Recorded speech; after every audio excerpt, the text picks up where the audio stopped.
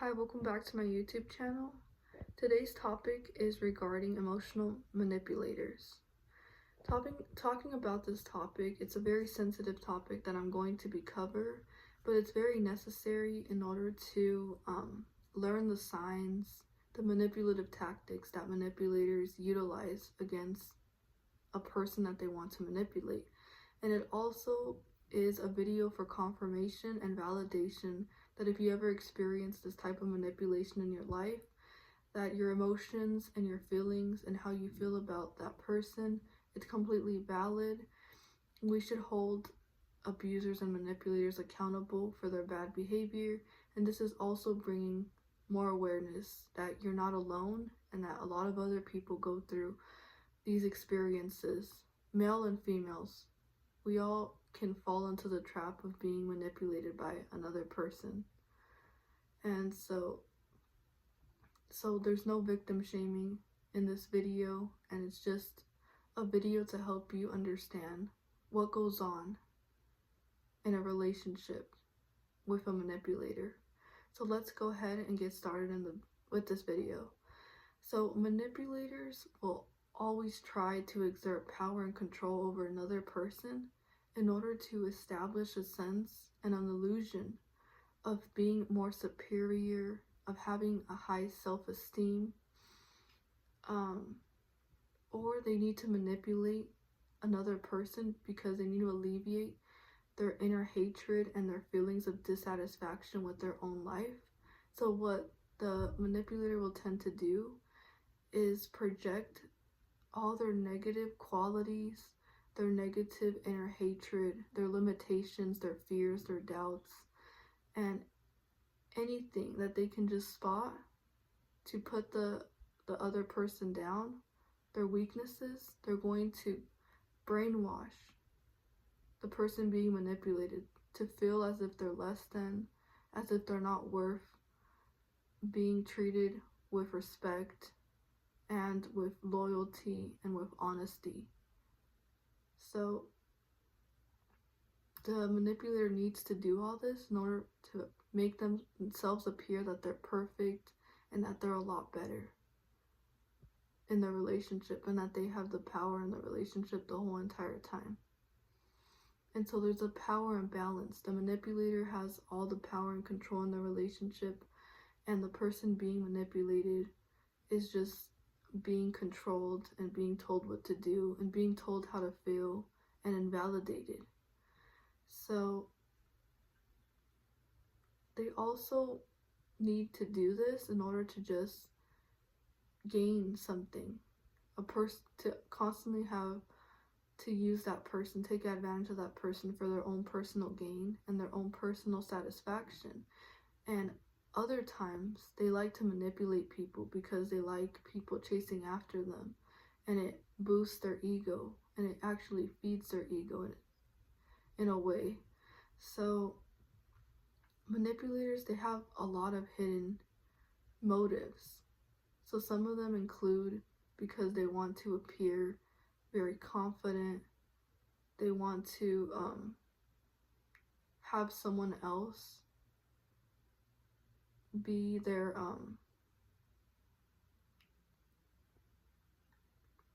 be codependent to them.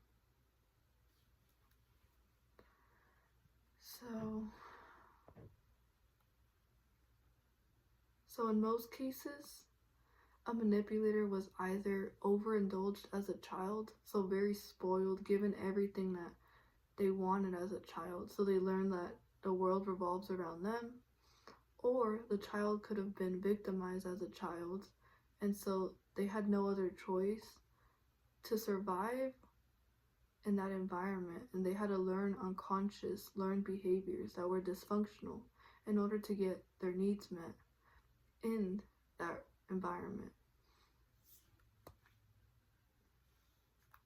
So a manipulator will reflect back exactly what was done to them as a child onto others, because they experienced severe abuse, trauma, a lot of neglect in their childhood, and now they're more likely themselves to exhibit those same behavioral patterns growing up. Manipulators are wolves in sheep's clothing. So manipulation is a demon, and the reason why it's because that demon tells the manipulator that they're a lot smarter than other people, when in fact they're only being used by Satan, and it's just an illusion of control to be used to destroy someone else. So they're full of deception and concealing their inner demons, their true identity, and their real hidden motives as to why they have to deceive you into forming a strong trauma bond to you in the relationship just to get what they want out of that relationship. So 2 Corinthians 11:14 says, "No wonder, for even Satan disguises himself as an angel of light. A wolf in sheep's clothing will charm you first, using love bombing, a manipulative tactic in order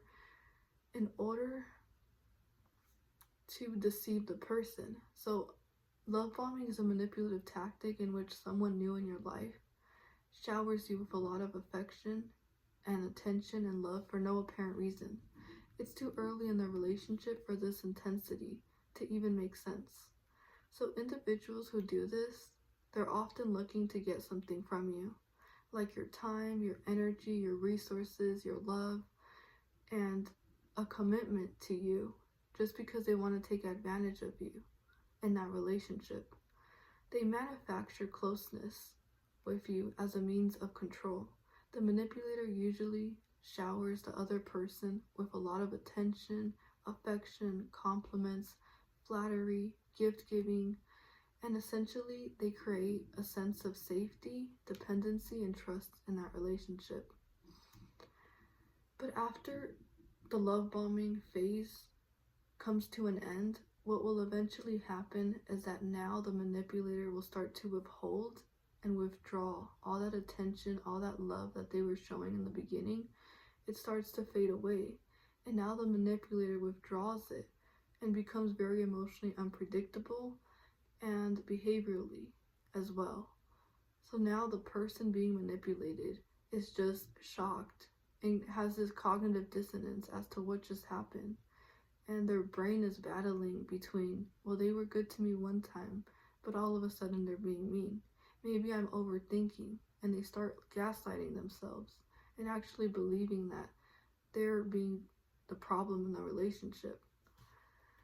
The person, the manipulator, will demonstrate a pattern of hot and cold behavior. It also is referred to as intermediate reinforcement, and it serves just one purpose. It's to establish control over you and over the relationship.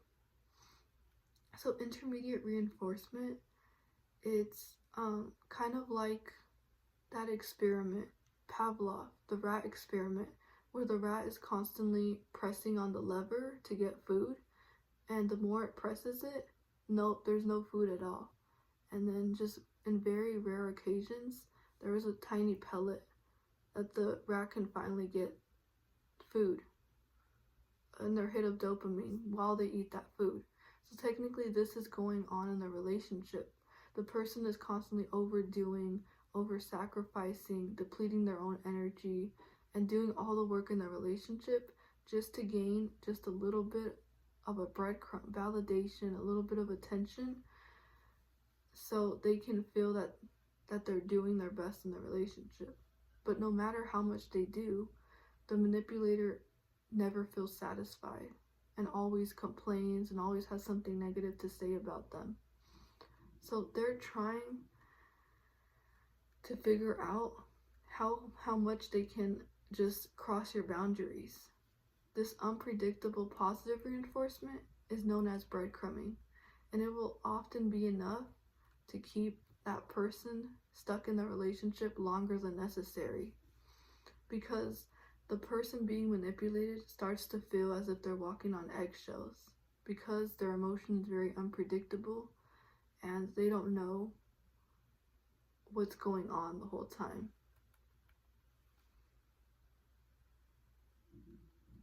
So this also leads me to say that the majority of the relationship, there's a lot more negative and bad times than good times in the relationship.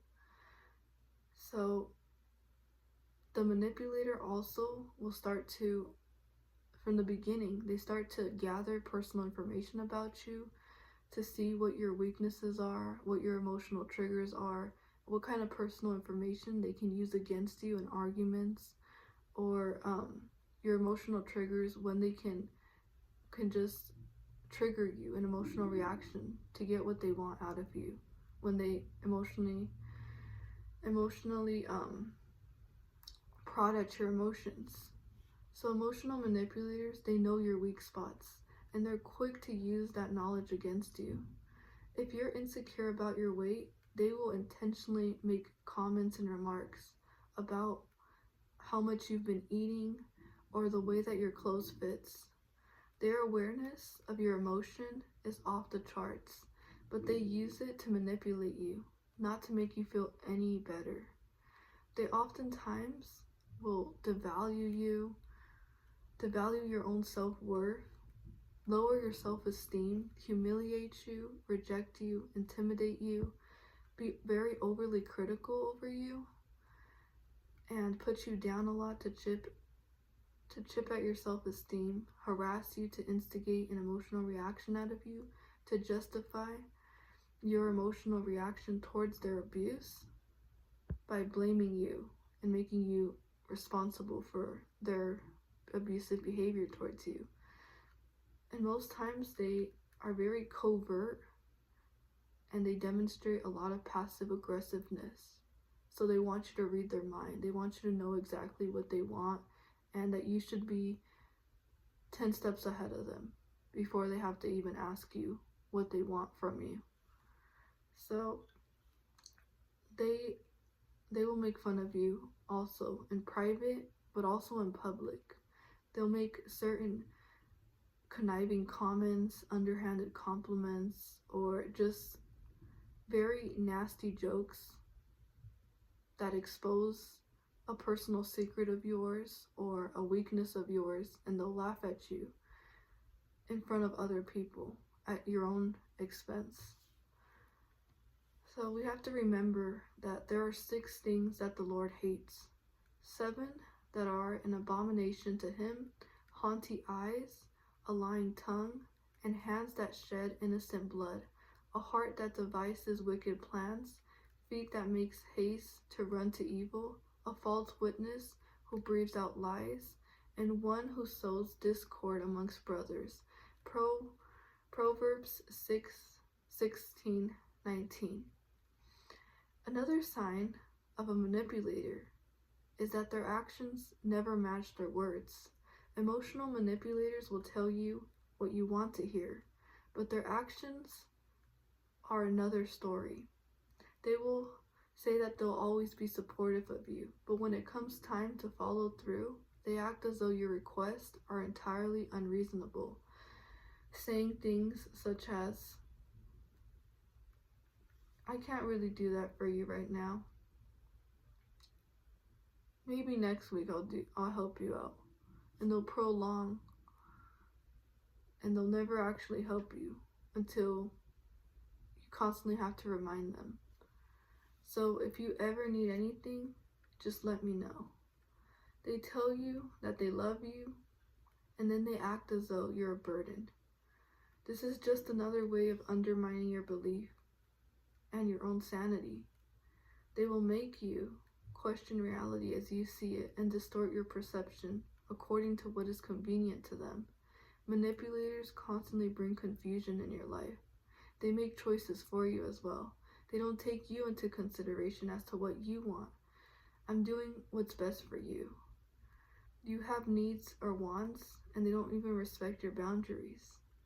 They treat you as if you are one and not as one separate person.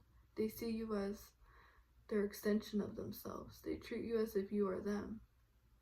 There's no division in the relationship, and there's enmeshment.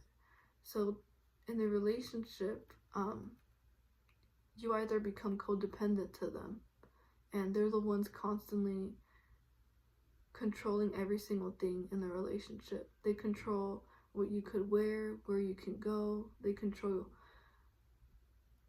everything about your life. Master manipulators are experts at distorting the narrative to fit their own agenda.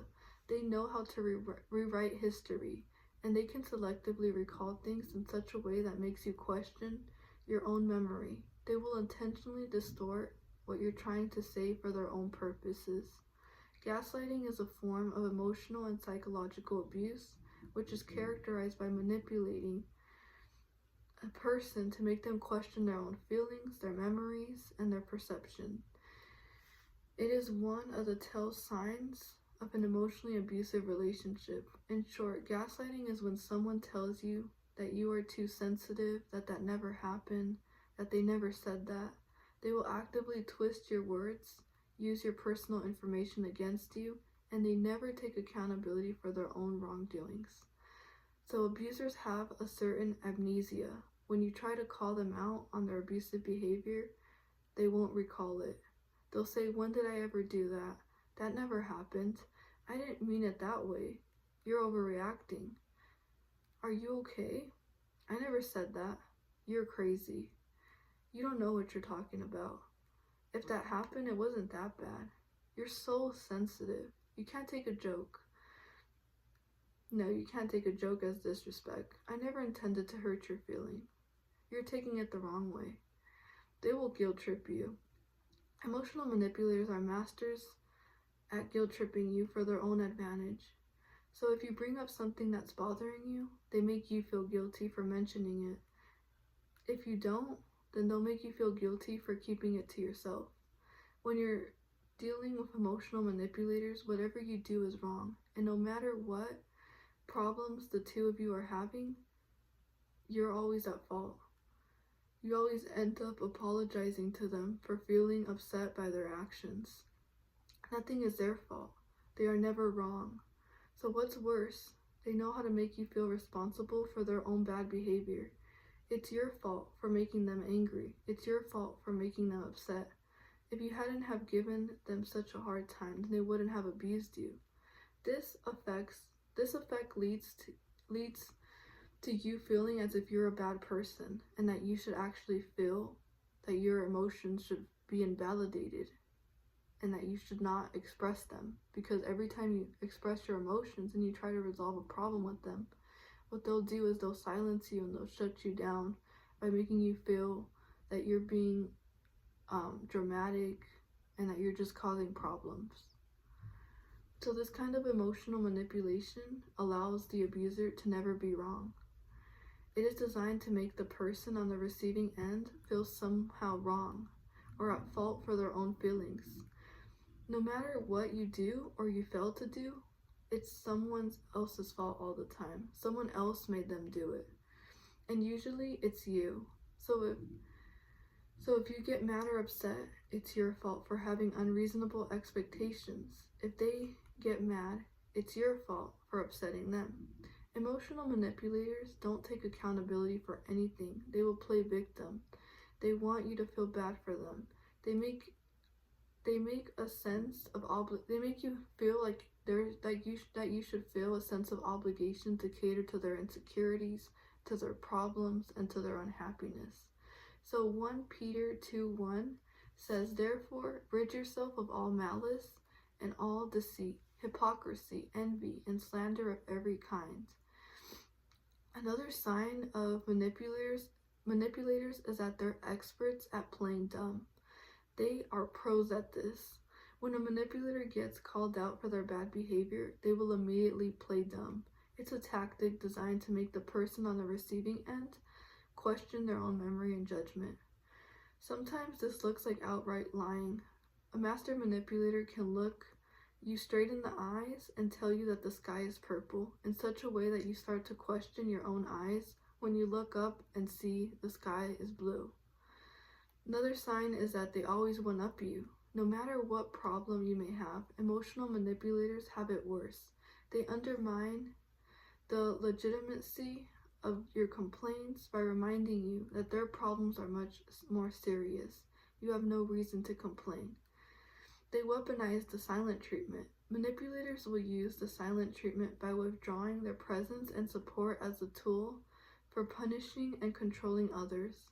A common form of this type of manipulation tactic is giving someone the silent treatment, the cold shoulder to get their way. It can also look like withholding affection or physical intimacy as a way of exerting control. They are doing this to punish you and to reassert control over you. It can cause emotional trauma. A person who feels ignored and is ignored feels a wide range of confusing emotions. They may feel anger, sadness, frustration, guilt, despair, and loneliness all at once. The silent treatment, even if it's brief, it activates the anterior cingulate cortex, the part of the brain that detects physical pain. The initial pain is the same regarding as to whether the exclusion is by a stranger, close friends, or a stranger, or a family member. They make you feel crazy.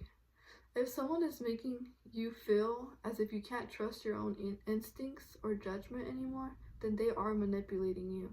They will have you believing that all your suspicions about them are just your imagination.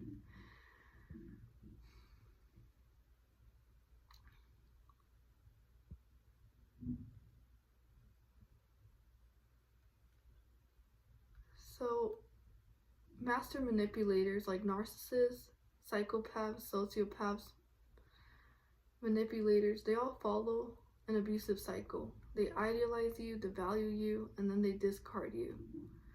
Victim shaming. Victim blaming and shaming is very detrimental to the people coming out of abusive relationships with manipulators. We have to understand that the victim got fooled into the relationship, that the manipulator deceived them. Narcissists are very highly skilled at pretending to be something that they're not. And a lot of people fall for them because they blend in with society. They know how to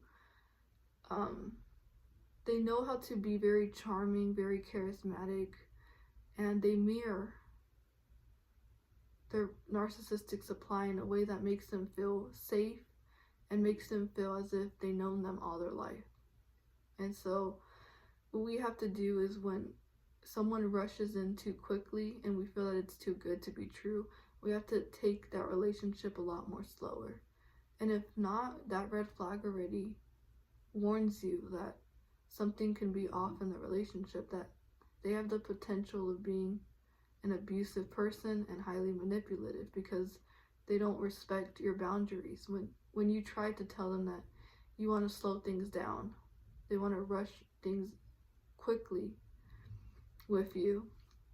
So we should start holding abusers accountable for their bad actions and for the pain that they cause towards the people that they abuse and manipulate. So this culture tends to victim blame, to decrease the likelihood that people will seek help and support due to the fear of being further shamed and judged. We live in a culture that is blind to betrayal and intolerant of emotional pain. So one last comment that I want to say is that we have to surround ourselves with people that empower us instead of devour us. And this quote is by Daniel Alley. So cut them out of your life. They don't deserve your energy if they're going to manipulate and pull on your heartstrings and use your good nature against you. And someone who loves you would never do this to you. And you should not tolerate someone who treats you bad. You should walk away because your respect, your dignity, your self-love should be a lot more higher than a manipulator who is toxic, destructive, and just parasitic as a person. So find people who actually deserve your energy and who will value your energy just as much as you will value theirs. So thank you so much. And one last thing that I want to say is that we need to hold abusers accountable. we need them to know that what they're doing is not okay, and there needs to be a lot more people not hiding, not feeling shameful for what someone else did to them, because why should we feel responsible for the horrible things that someone else did to us? It doesn't define us. It defines who they are. They're a monster, destructive, and cruel. They lack empathy. They don't have the ability to love at the capacity that they used your heart against you. So you don't have to feel shameful. And you no longer have to carry the guilt, because you deserve so much better. You deserve the world, and you owe it to yourself if you ever have experienced this.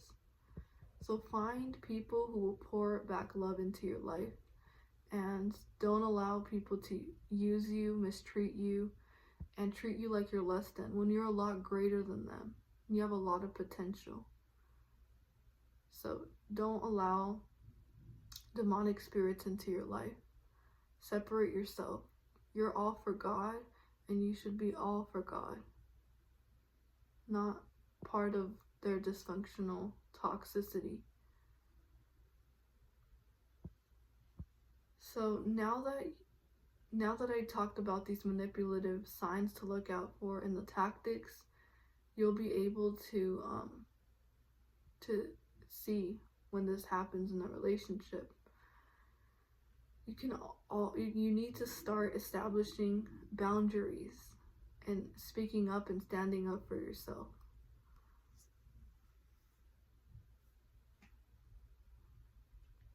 So I really hope that this video helped anyone, and just know that you're not alone, that there's a lot of us who have gone through similar experiences that you have gone, and this is a safe space. This is a supportive channel, so this is just to help anyone. And thank you so much for watching this video. Continue to be yourselves, stay blessed, and continue to share that beautiful light with the world. Bye.